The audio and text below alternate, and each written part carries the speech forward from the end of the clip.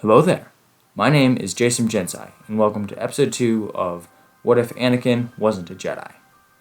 If you haven't seen episode 1, link in the description. Former slave Anakin Skywalker and his brave team of freedom fighters, along with Owen Lars, are planning to free several slaves from their captors. Although this is a routine mission, it is no less perilous than previous missions. Will Anakin and his team be successful?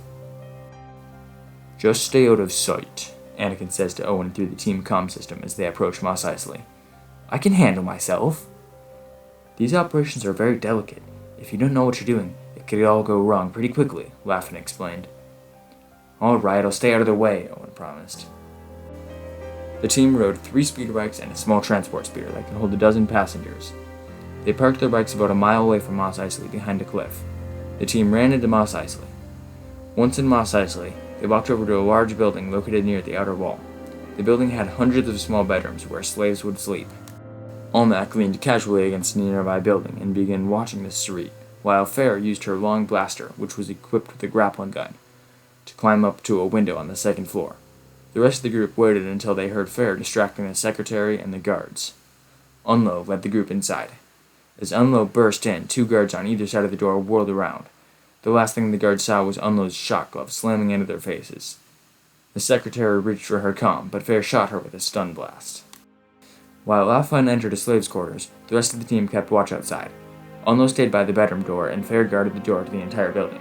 When Laughlin gave a signal, Anakin went inside, and Owen joined him. Anakin pulled out a baton-like device and used it to scan the slave.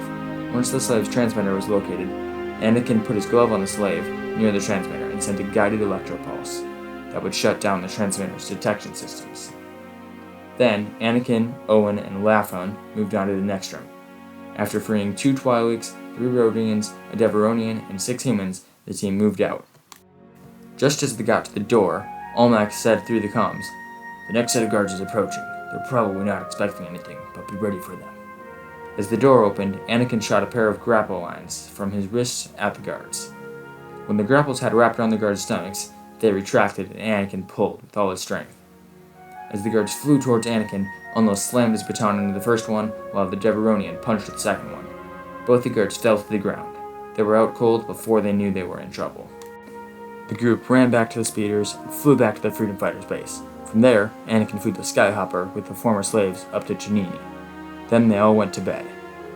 Owen did not get enough sleep though, and was tired all day. Owen knew he would not be able to stay up all night, 3 days a week. He needed to wake up early and work on the moisture farm. Owen sometimes helped Anakin out during the day, but he rarely stayed up later than 9:30. Years passed. The only vacations that Anakin took was an annual trip to watch the Boonta Eve pod race. Every year until he was 14, he had asked to be able to race, but every year, Shmi had said no. To make up for this disappointment, Shmi would allow Anakin to go watch the race in person. When Anakin was 15, a new pod racer started racing in the Boonta Eve. His name was Eric Sekono. Eric always won. His racer was fast and tough. Other racers could smash into it, Tusken Raiders could shoot it. It had even survived dozens of sabotage attempts, before and during the race. The only way to beat Eric was to outrace him, which was almost impossible. Eric always wore a mask. It was part of his character. Nobody had ever recognized Eric without his mask. Eric was not only a talented racer, he was mysterious. This year, as Owen watched the pod race, he noticed something. Eric's mask looked familiar. He had seen it before. He hadn't seen it during the day. It was during the night. Then suddenly, he recognized it. It was Anakin's mask. Eric Sekono was Anakin. Anakin's life stayed the same for the next several years, freeing slaves, winning races, and doing his chores. Anakin lived 3 different lives, but Anakin was doing more than just freeing the slaves. He knew he would never be able to defeat slavery 1 slave at a time. He needed to defeat the Hutts, so he was training and equipping an army. The former slaves on Chinini were becoming that army. The Clone Wars started, and with the Clone Wars comes a separatist plot to turn the Hutts against the Republic.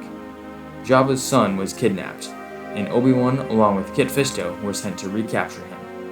It was an opportunity for the Republic to gain Jabba's favor, but it was also an opportunity for Anakin to make his move. Anakin declared himself the leader of the Freedom Empire, a government that truly will put an end to slavery, even in Hutt space. And with that, that's all I have for this video. Now it's your turn. Tell me in the comments, what do you think would happen next? What cool gadgets should Anakin and his rebels use? And who was your favorite Jedi who did not survive Order 66? May the Force be with you.